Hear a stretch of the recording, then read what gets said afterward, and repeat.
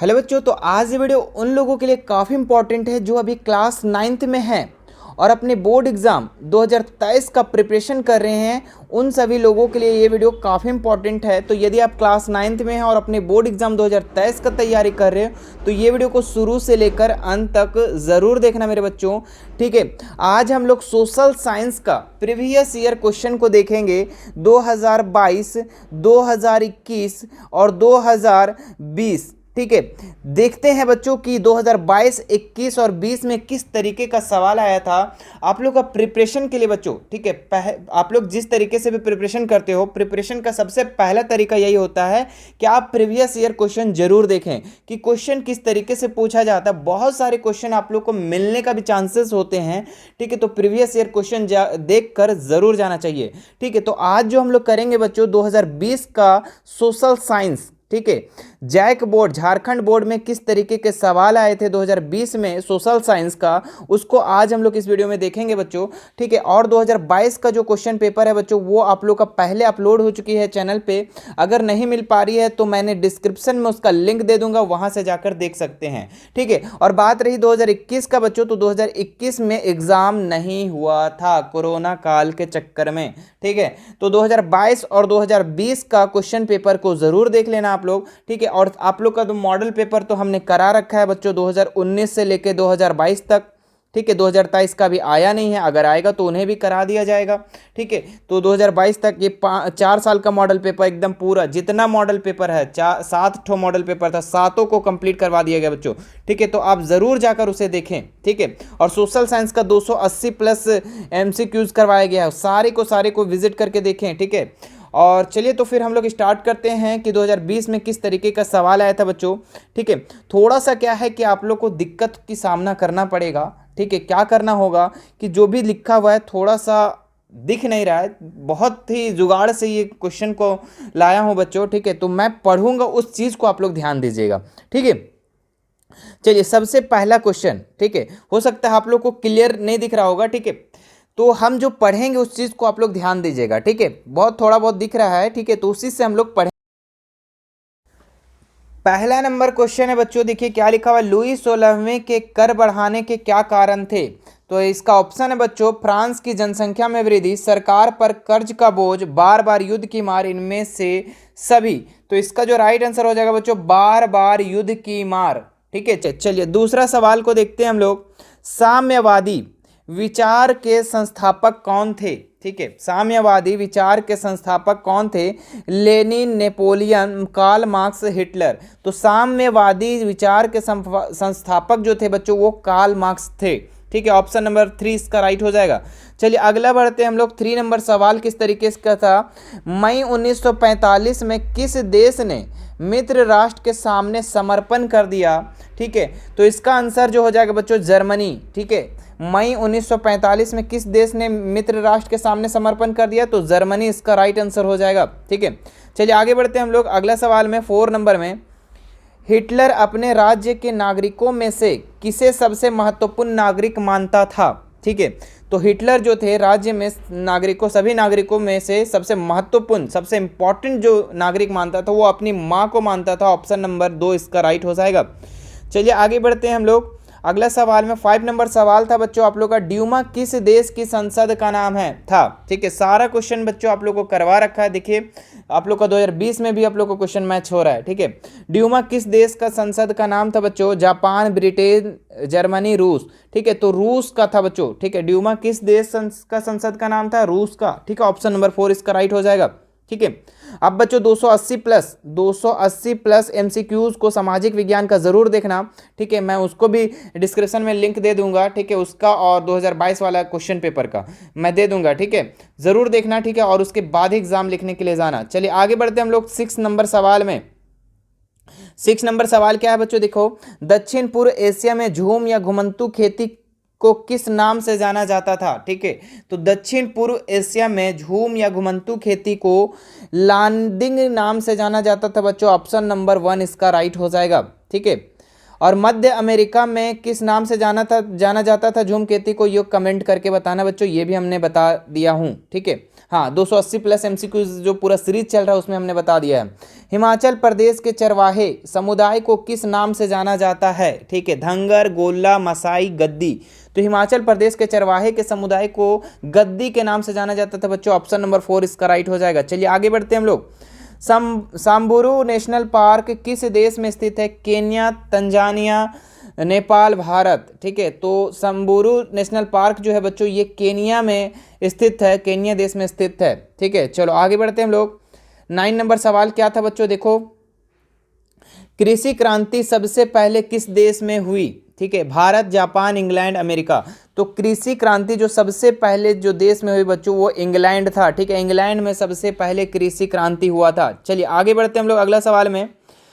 ICC imperial cricket conference का मुख्यालय कहाँ स्थित है? दुबई, पाकिस्तान, भारत, बांग्लादेश। तो आईसीसी का मुख्यालय जो है बच्चों वो दुबई में स्थित है। ऑप्शन नंबर 1 इसका राइट हो जाता। ठीक है, चलिए आगे बढ़ते हैं हम लोग।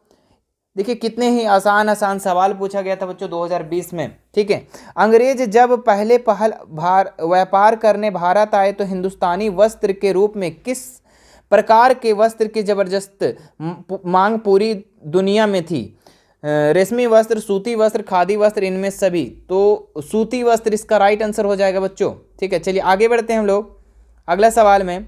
परिधान से संबंधित समच्योरी, ठीक है, समप्यूचुरी कानून किस देश में लागू किया गया था? जो भी क्वेश्चन पढ़ते बच्चों उसको ध्यान से सुनना। ठीक है, चूंकि देखिए थोड़ा सा यहाँ पे छूटा छूटा हुआ है ना, मिसप्रिंट, ये प्रिंट थोड़ा सा ये हुआ है ना, मिट गया है। हाँ, क्या हो जाएगा इसका आंसर बच्चों? 12 नंबर का ऑप्शन नंबर 3 फ्रांस। ठीक है, परिधान से संबंधित समच्योरी कानून जो है लागू हुआ था फ्रांस में। ठीक है, आगे बढ़ते हैं हम लोग 13 नंबर सवाल में। भारतीय भूखंड एशिया महाद्वीप किस भाग में स्थित है? ठीक है, पूर्व तथा पश्चिम मध्य में, पूर्व तथा दक्षिण मध्य में, पूर्व तथा उत्तर मध्य में, इनमें से कोई नहीं। तो पूर्व तथा दक्षिण मध्य में इसका राइट आंसर हो जाएगा बच्चों ऑप्शन नंबर 2। ठीक है, चलिए आगे बढ़ते हैं हम लोग। झेलम, चेनाब, रावी, व्यास, सतलुज निम्न में से किनके नाम है? सेल, नदी, मृदा, पठार। तो ये सब जो झेलम, चेनाब, रावी, व्यास, सतलुज नाम है जो बच्चों ये आपका नदी का नाम है। ठीक है, झेलम नदी, चेनाब नदी, है ना। चलिए आगे बढ़ते हैं हम लोग। लूनी किस क्षेत्र की सबसे बड़ी नदी है? ठीक है, सारा क्वेश्चन करवा दिया गया बच्चों 280 प्लस एमसीक्यू जिसमें करवा रहे थे। ठीक है, हाँ, तो बताइए लूनी किस क्षेत्र की सबसे बड़ी नदी है? पश्चिमी राजस्थान, पश्चिमी गुजरात, पश्चिमी बंगाल, इनमें से कोई नहीं।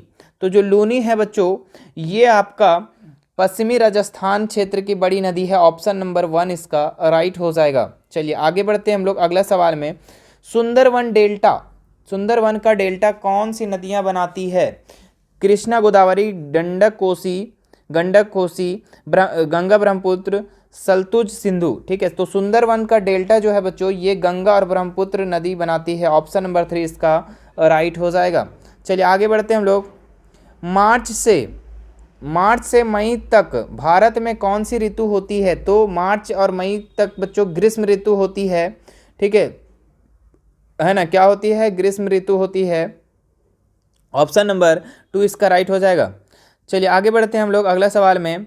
ज़्यादा वर्षा वाले क्षेत्रों में कम वर्षा वाले क्षेत्रों की तुलना में किस प्रकार के वन पाए जाते हैं? ठीक है, सघन वन, सदाबहार वन, पर्णपाती वन, कांटेदार वन। ठीक है, तो 18 नंबर का जो राइट आंसर हो जाएगा बच्चों सदाबहार वन। ठीक है, चलिए आगे बढ़ते हैं हम लोग अगला सवाल में। एशियाई शेरों का प्रतीक वास स्थल गिर राष्ट्रीय उद्यान भारत के किस राज्य में स्थित है? मध्य प्रदेश, पश्चिम बंगाल, गुजरात, झारखंड। तो एशियाई शेरों का प्राकृतिक वास जो है बच्चों जो गिर राष्ट्रीय उद्यान है ये गुजरात में स्थित है। ऑप्शन नंबर 3 इसका राइट हो जाएगा। चलिए आगे बढ़ते हैं हम लोग। विश्व में जनसंख्या की दृष्टि से भारत का कौन सा स्थान है बच्चों? तो ये दूसरा स्थान है। जनसंख्या के हिसाब से कौन सा स्थान है? दूसरा स्थान है। और क्षेत्रफल के दृष्टि से 7वां स्थान है बच्चों, ये भी याद रखना आप लोग। ठीक है, चलो आगे बढ़ते हैं हम लोग। हाँ, भारत सरकार ने किस वर्ष परिवार नियोजन के लिए राष्ट्रीय कार्यक्रम शुरू किया था? ठीक है, 1950, 1952, 1960, 1962। तो 1952 इसका राइट आंसर हो जाएगा बच्चों। ठीक है, चलो आगे बढ़ते हैं हम लोग अगला सवाल में। भारत का कौन सा राज्य तीन तरफ से बांग्लादेश से घिरा है? तो असम, सिक्किम, मिजोरम, त्रिपुरा। ठीक है, तो बच्चों इसका राइट आंसर हो जाएगा त्रिपुरा। त्रिपुरा जो है भारत का जो त्रिपुरा राज्य है ये बांग्लादेश से घिरा है तीन साइड से। चलो आगे बढ़ते हैं हम लोग अगला सवाल में।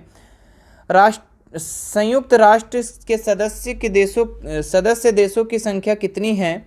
तो 192 होगा बच्चों। ठीक है, संयुक्त राष्ट्र के सदस्यों के देशों की संख्या जो है 192 है। चलो आगे बढ़ते हैं हम लोग। हाँ चलिए आगे देखते हैं हम लोग।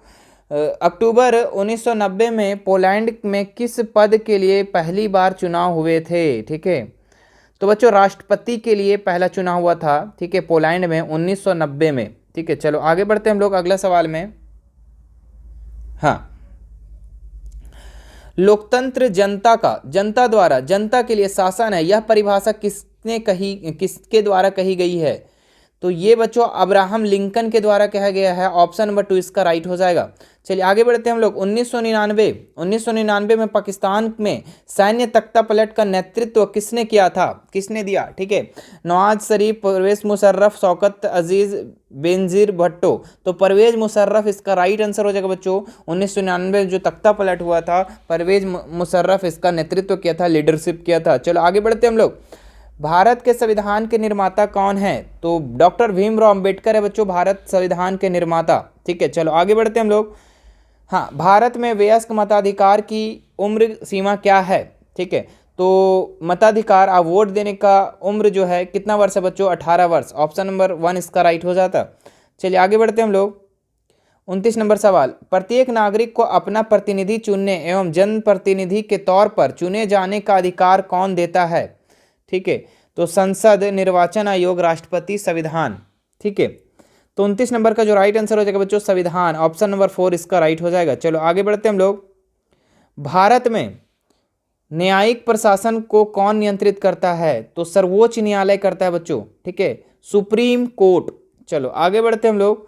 भारत के राष्ट्रपति में को कौन सलाह एवं मंत्रणा देता है? ठीक है, तो भारत के राष्ट्रपति को प्रधानमंत्री, उपराष्ट्रपति, संघीय मंत्रिपरिषद, इनमें से सभी। तो 31 का जो आंसर हो जाएगा बच्चों भारत के राष्ट्रपति को सलाह जो कौन देता है? तो इनमें से सभी इसका राइट आंसर हो जाएगा। ठीक है, चलो आगे बढ़ते हैं हम लोग अगला सवाल में। हाँ, संविधान के द्वारा भारत के प्रत्येक नागरिकों को कितने प्रकार के मौलिक अधिकार प्रदान किए गए हैं? तो 6 प्रकार के बच्चों। मौलिक अधिकार 7 प्रकार का था जिसमें से एक अधिकार को हटा दिया गया, अभी 6 अधिकार है। चलो आगे देखते हैं हम लोग। भारत की संपूर्ण जनसंख्या का लगभग कितना प्रतिशत भाग ग्रामीण क्षेत्रों में निवास करता है? तो 75%। ठीक है, 75%। ठीक है, चलो आगे बढ़ते हैं हम लोग अगला सवाल में। एक वर्ष में किसी भूमि पर एक से ज़्यादा फसल पैदा करने को क्या कहा जाता है? तो एक वर्ष में एक से ज़्यादा फसल अगर पैदा करते हैं तो उसको हम लोग कहते हैं बहुविधि फसल प्रणाली। ठीक है, ऑप्शन नंबर 4 इसका राइट हो जाएगा। चलिए आगे बढ़ते हैं हम लोग। भारत में स्त्रियों की साक्षरता दर पुरुषों की साक्षरता दर से क्या है? कम है, अधिक है, बराबर है, शून्य है? तो कम है बच्चों इसका राइट आंसर। चलो आगे देखते हैं हम लोग अगला सवाल में। आर्थिक विकास की दृष्टि से निम्न में से कौन सर्वाधिक महत्वपूर्ण है? तो मानवीय पूंजी जो होगा इसका राइट आंसर हो जाएगा बच्चों। ठीक है, चलो आगे देखते हैं हम लोग। सिंचाई और हरित क्रांति के प्रसार में से किस क्षेत्र में रोजगार अनेक अवसर सृजित हुए हैं? तो सिंचाई और हरित क्रांति के प्रसार में किस क्षेत्र में रोजगार अवसर हुआ है बच्चों? तो कृषि क्षेत्र में। ऑप्शन नंबर 1 इसका राइट हो जाएगा। हाँ, भारत के किस प्रधानमंत्री के द्वारा 1968 में गेहूं क्रांति शीर्षक से एक विशेष डाक टिकट जारी किया गया था? तो ये बच्चों इसका आंसर हो जाएगा इंदिरा गांधी। क्या हो जाएगा? इंदिरा गांधी इसका राइट आंसर हो जाएगा। खाद्य सुरक्षा से अभिप्राय क्या है बच्चों? खाद्यान्न तक लोगों तक की पहुंच, खाद्यान्न की उपलब्धता, खाद्यान्न क्रय की क्षमता, इनमें सभी। तो इनमें सभी इसका राइट आंसर हो जाएगा बच्चों। ठीक है, लास्ट सवाल इसका। अकाल के दौरान बड़े पैमाने पर क्या होता है? बच्चों का जन्म, लोगों का विवाह होता है, अधिक वर्षा होती है, अधिक लोगों की मृत्यु होती है। तो अकाल के दौरान जो होती है बच्चों अधिक लोगों की मृत्यु इसका राइट आंसर हो जाएगा। ठीक है, हाँ एक मिनट बच्चों। ठीक है, मैं एक सवाल को देख रहा था कि इसका आंसर जो है प्रधानमंत्री होगा। हाँ, देखिए भारत के राष्ट्रपति को कौन सलाह देता है, तो इसका आंसर जो होगा ना प्रधानमंत्री होगा। ठीक है, कर लेना अपना। ठीक है, प्रधानमंत्री। चलो आगे, अब ये था बच्चों आप लोग का 40 क्वेश्चन। मुझे उम्मीद है कि आप सभी को ये वीडियो पसंद आया होगा।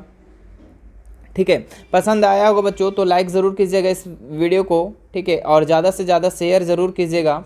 ठीक है, और सभी लोगों तक पहुंचा दो बच्चों। ठीक है, झारखंड के कोने कोने तक पहुंचा दो इस वीडियो को। ठीक है, और तैयारी को जम को करो। ठीक है, तैयारी जो है जम के करो। ठीक है, इस आज हम लोग जो कर लिए 2020 का क्वेश्चन भी कर लिए। ठीक है, 2021 में तो एग्ज़ाम हुआ नहीं था, जो कि मैं करवा सकता हूँ इसका। ठीक है, और 2022 का अगर आपको देखना है बच्चों, ठीक है, तो डिस्क्रिप्शन में फर्स्ट में ही लिंक दे दूंगा, उसको वहाँ जाकर देख सकते हैं। ठीक है, 2022 वाला भी आप ज़रूर देख लें। ठीक है, और 2020 वाला भी। और इसका मॉडल पेपर देखना है बच्चों तो 280 प्लस MCQs को मैंने सोशल साइंस का करा रखा है। ठीक है, वो भी कर लें। और मैथ और साइंस, सोशल साइंस का भी देखना चाहते हैं, ठीक है, तो आप हमें इंस्टाग्राम में मैसेज करें बच्चों। ठीक है, मैं वहाँ लिंक दे दूंगा, या फिर हमारे चैनल पे विजिट करें, पूरा प्लेलिस्ट बना दिया गया है, वहाँ से जाकर आप देख सकते हैं मेरे बच्चों। ठीक है, चलिए फिर मिलते हैं नेक्स्ट वीडियो में। धन्यवाद।